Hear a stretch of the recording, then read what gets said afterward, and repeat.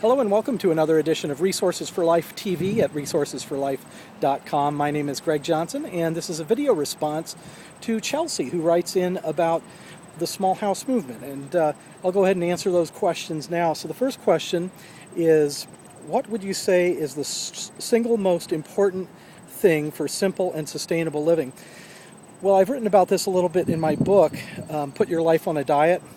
Add .com to that, and you can find out all about that book. But to answer that question simply, I guess I would say that living close to where you work is going to have a big impact on how your time and money will be spent, because of course if you're living within walking or bicycle distance from work, most of your time is going to be spent working and sleeping if you're working full time.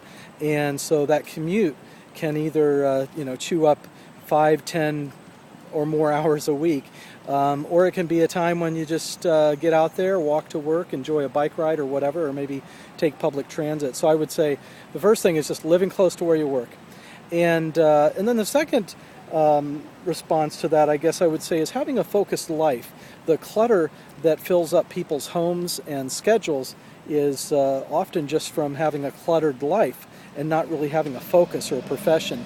And so by kind of taking some time out and prioritizing what it is you do, what's your profession, what's your vocation or career, and thinking about what your dreams and goals are, and kind of focusing in maybe on the top 2 or 3 things, and then letting the other things stay on kind of a wish list. That's a way to clear out the clutter in your life that is supporting those other activities that you're engaged in. And then finally, as much as possible, try to move your physical life into the digital world. So what I mean by that is your CD collection, your DVD collection, your television set, books, magazines, invoices and bills and things that come in the mail. All of that can be transferred into a notebook computer or an iPhone or iPad or something like that.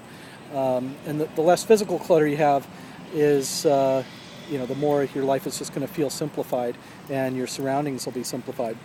So the second question is about the schedule for life and how that relates to the tiny home movement and sustainable living.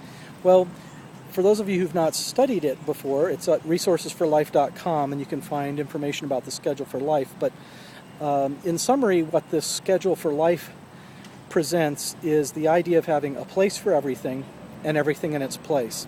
There are a lot of people, I talked about the cluttered life, a lot of people that have a cluttered schedule.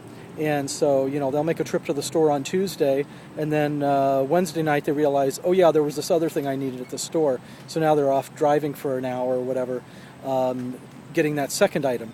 If you have a list, kind of a wish list or an organized shopping list that's sorted by destinations, and just wait until it fills up once every week or two, then you can take, public transit or bike or walk or drive if you need be, to go get those errands run in a more organized fashion. So that's just one example of many, how you can have kind of a daily, a weekly, a monthly, and semi-annual type schedules for different things. And here's another example. Exercising in the morning has been shown to boost the body's energy level and your emotional state, and give you a number of other benefits throughout the day. And of course, if you exercise in the morning and hopefully you're doing some sort of cardio workout, you're getting a sweat going, you'll take a shower once rather than maybe taking a shower in the morning, going to work, then going to the gym over the lunch hour in the evening, and then taking a shower again. That's a way of then saving time and saving natural resources, water. So those are just a couple of examples from the schedule of life. Basically, the principle is simplifying your life and reducing your impact on the environment. And then there's a question about the mobile Hermitage, and that's the home that I worked with Jay Schaefer. He was actually the builder of that, and I volunteered a little time as well to build the mobile Hermitage, and I lived in that from 2003 until 2009, so for 6 years. And the question is, what were the attitudes of people when that home was built? Because that was really one of the first homes to become well publicized in the small house movement. And so the question then is, what were the attitudes then and what are they now? Well, of course, when the home was first built, it was seen as a very quirky, on the fringe kind of thing to have. A 10-foot by 7-foot home is barely the size of a garden shed. So there were a lot of jokes about it, and people that just didn't understand what the whole point of it was.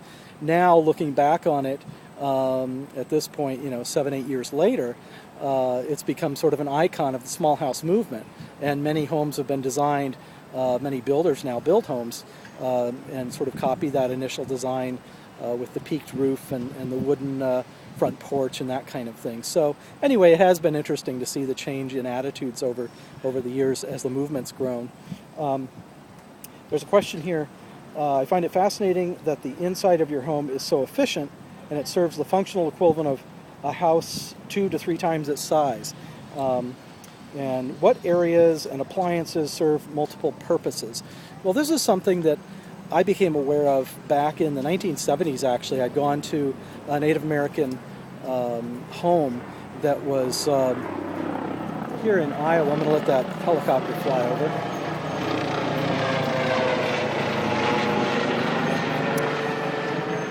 So anyway, we'd gone to visit some friends, some Native Americans who had a home that was referred to as a longhouse. And in the longhouse, it's just one long kind of rectangular building, home, where the kitchen is along one wall, and you have kind of a shower in a corner, etc. But the longhouse converts from sort of dining room to playroom to study to whatever need be to bedroom by night. And it's just like one space that has multi-functions. And that impressed me when I was younger, and I thought, that's really the way to optimize space, is to have multiple functions in one space. So the mobile Hermitage takes advantage of that principle. In the main area, there was a desk on one side of the room, and on the other side, a kitchen sink, and a dining table that could fold out from under the desk and then be stowed away later. So the dining table need not take up room when you weren't eating, which of course, you're not eating all day long anyway, so why have a dining room table around, right? It's sort of the idea behind the Murphy beds that fold out and then fold away when you're not sleeping. So anyway, if you can imagine, that downstairs area of the mobile Hermitage would serve as a work area. It would serve as a little dining area. It would also be a kitchen. And those functions, those tasks, you don't do all at the same time. You're not studying and typing on a computer while you're eating, while you're cooking. You do those things in sequence rather than parallel typically. So anyway, that's just one example of how you can have multiple functions of a single space.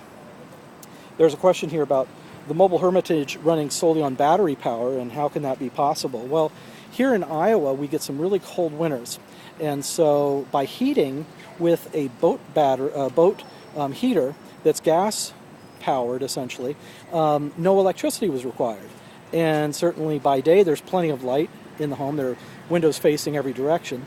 So anyway, that's how I was able to get by without any electricity, other than in the summertime, and you can tell I'm sweating now, I would use a fan that was powered by DC power, so it could cool the house down at night and keep that cool air in during the day with the good insulation. So finally, there's a question here, how big, if any, is the sacrifice of living in a tiny home? Well, I think the main sacrifice, at night you're sleeping, you don't notice how big your home is. And by day, most of us are out and around in the community we live in or working. There's a few hours in the evening when you're eating or kind of settling down for the night. But the time when I think you'd notice it is if you have family visiting, you want to have maybe a guest bedroom or have a few friends over. And if you live in one of these ultra-compact homes, it's just not possible. Friends visiting town for the weekend are going to have to stay in a hotel, and if you're going to get together with some people, a group of 5, 6, 7, 10 people or more, you're going to have to meet at a coffee shop or a restaurant or something to socialize. So anyway, I guess that bell means it's time to go. So thanks for watching another edition of Resources for Life TV, where you'll find resources for better living. My name is Greg Johnson. Look forward to talking to you again soon.